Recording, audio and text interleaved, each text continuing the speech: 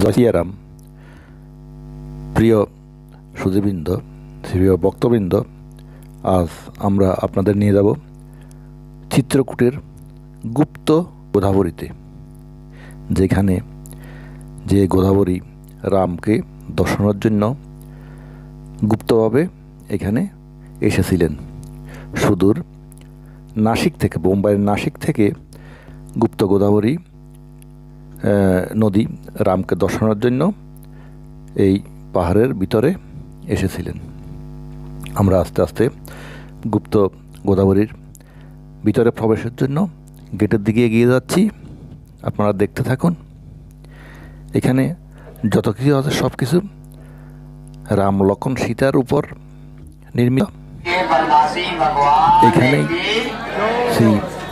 শ্রীরামচন্দ্র আমাদের আরাধ্য ভগবান 14 বছরের মধ্যে 11 বছর এখানে কেটেছিলেন বনবাসে। আপনারা দেখতে থাকুন একে একে।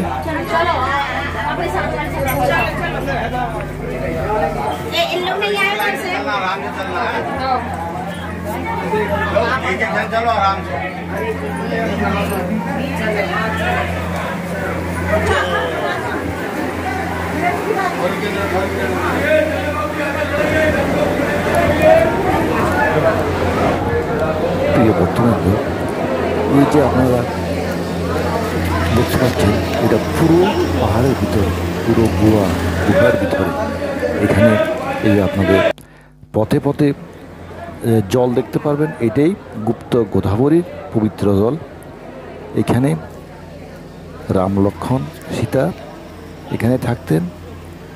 এখানে রাম তাহার এখানে মিটিং বসাতেন, এখানে সভা বসাতেন। এখানে দেখুন ভিতরের অবস্থা কেমন, কি সংকীর্ণ, প্রতিটি স্তরে স্তরে। এটা হচ্ছে 3 মুখওয়ালা মহাদেব, একমাত্র এখানে আপনারা দেখতে পারবেন। দেখুন কেমন পথ, প্রতিটি পারতে পারতে অ্যাডভেঞ্চার লুকিয়ে আছে এখানে। আপনারা যদি কখনো চিত্রকূট আসেন তাহলে এখানে অবশ্যই আসবেন গুপ্ত গোদাবরী দেখতে। দেখুন কি অবস্থা, জল আর জল, ভিতরে সব পাহাড়। এই যে জায়গা দেখতে পাচ্ছেন দুপাশে, এখানেই রাম সভা বসাতেন। এখানেই রাম সভা বসাতেন। ভিতরে শুধু রাম লক্ষণ সীতার মূর্তি এবং ওনাদেরই পূজা অর্চনা করা হচ্ছে এখানে। খুবই সংকীর্ণ পথ, একজনের বেশি 2 জন এখানে ক্রস করা যাচ্ছে না। একজন একটু দাঁড়িয়ে তারপর আরেকজন ক্রস করতে হয়। দেখুন কত সংকীর্ণ পথ, দেখুন কি অবস্থা। প্রতি পরতে পরতে অ্যাডভেঞ্চার। আপনারা দেখতে থাকুন কি সুন্দর জায়গা। পুরো পাহাড়ের ভিতরে, এটা পুরো পাহাড়ের ভিতরে এই পথটা। দেখুন ভগবান শ্রীরাম কি না কষ্ট করেছেন তার পিতৃ সত্য রক্ষা করার জন্য। এই যে দেখুন এখানে আরেকটা ছোট মন্দিরের মতো আছে। দেখুন কিভাবে যেতে হয়। এখানে পবিত্র গোদাবরী বয়ে চলেছে। এই গোদাবরী এখান থেকে যে আর কোথায় গিয়েছে আর কেউ বলতে পারবে না। গুপ্তভাবে এসেছে, আবার গুপ্তভাবেই সে এখান থেকে চলে গেছে, রামের দর্শন নিয়ে চলে গেছে। এই যে এখানে দেখুন রাম লক্ষণ সীতার সকল মূর্তি। দেখুন কেমন জল, পরিষ্কার জল, পবিত্র জল, পবিত্র গোদাবরীর জল। আপনারা যদি কখনো চিত্রকূট আসেন তাহলে এখানে অবশ্যই একবার দর্শন করতে আসবেন। ভিতরে সম্পূর্ণ পাথর খোদাই করে এখানে সকল মন্দির।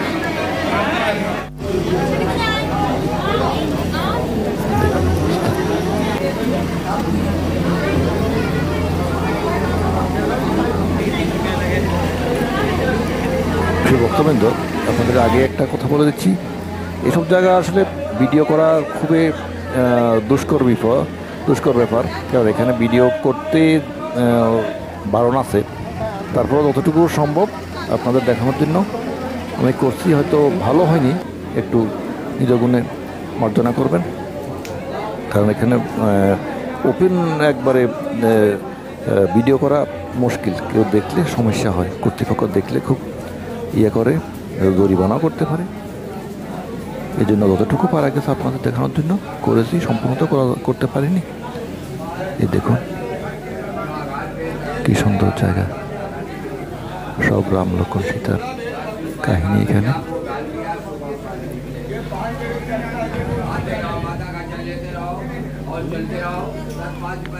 সব পাহাড়ের ভিতরে গুহার মধ্যে সকল মন্দির, উপরে আবার উপর আবার মন্দির আছে, একটু সব পাহাড়ের ভিতরে সব কিছু, সব পাথর। দেখুন তাকিয়ে দেখুন, দাঁড়িয়ে থাকার কোনো স্কোপ নেই, শুধু চলতে হবে, সামনের দিকে চলতে হবে। দাঁড়িয়ে আপনি ভিডিও করবেন সেই সুযোগ আপনি পাবেন না, শুধু চলতে হবে। আর যতটুকু ভিডিও করা হয় এইটুকুই করতে হবে, দাঁড়িয়ে থাকতে ওই সুযোগ নেই। এত মানুষ, এত ভক্ত সমাগম হয় এখানে।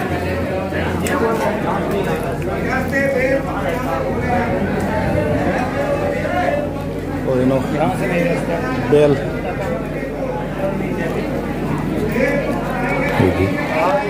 যেখানে রাম সেখানে অবশ্যই হনুমান থাকবেই, হনুমানের মন্দির। এখানে ভক্তরা ফুল বেল পাতা দিয়ে যাচ্ছে। দেখুন কেমন সংকীর্ণ পথ, একটু উল্টাপাল্টা হলে মাথা ফেটে যাবে, পায়ে হয়তো কাটাও যেতে পারে নিচে, এমন অবস্থা। খুব সাবধানে একজন একজন একজন একজন একজন করে পারাপার হচ্ছে, এদিকের থেকে এদিক, এদিক থেকে এদিক। ভিতরে পুরো চক্রাকারভাবে, গোলাকারভাবে পথ করা আছে, ওইখানে সকল মন্দির। দেখুন অবস্থা উপরের দিকে, এই যে উপরের দিকের অবস্থা দেখুন, সম্পূর্ণ পাথর আর পাথর, 1000 বছর আগে এগুলো।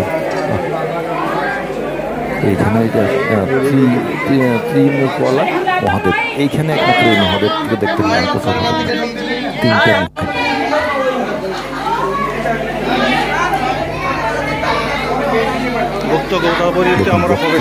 ভক্তদের শেষ নেই, উৎসাহের শেষ নেই, সবাই মুখে রাম নাম ধ্বনি দিয়ে সবাই ভিতরে যাচ্ছেন আর দর্শন করে বের হয়ে আসছেন। দেখুন অবস্থা, এই যে জলের উপর দিয়ে হেঁটে, কোথাও হাঁটু সমান, কোথাও হাঁটুর উপরে। আমার তো পুরো প্যান ভিজে গেছে, হাঁটুর উপরে উঠিয়েছিলাম, কিন্তু তারপরেও আমার প্যান ভিজে গেছে পুরো। এখানে একটু কম জল আছে, যত ভিতরের দিকে যাবেন ততই জল বাড়তে থাকবে। দেখেন তারপরেও এত মানে বিপদ সংকুল পথ, তারপরেও ভক্তদের কমতি নেই। সব ভক্তবৃন্দরা শুধু একবার দর্শনের জন্য, রাম সীতা লক্ষ্মণ হনুমানকে দর্শনের জন্য কি না কষ্ট করছেন।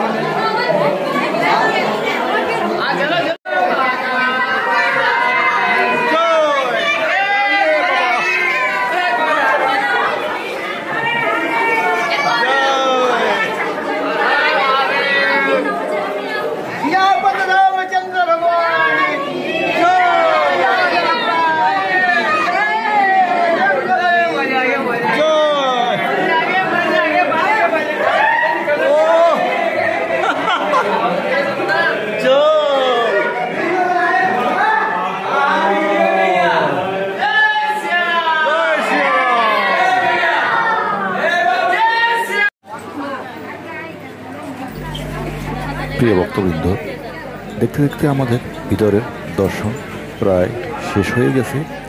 এবার বাইরের অংশটুকু আপনাদেরকে ভালোভাবে দেখাচ্ছি। এই আমরা দর্শন করে বের হচ্ছি, এই ওপর ওদিকে যে এই লাইনটা দেখছেন, ওরা ভিতরে প্রবেশ করবে।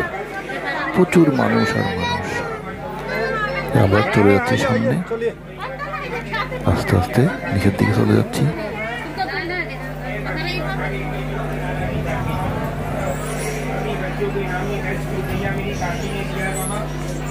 খুবই উপরের দিকে, খুব সাবধানে। এই হচ্ছে মেইন জায়গা। এইখানে গুপ্ত গোদাবরীর জল ভিতর থেকে যে প্রবাহ, এই প্রবাহ তো জলটা এখানে এসে শেষ হয়। এইখানে এইখান পর্যন্ত মানুষ দেখতে পারে।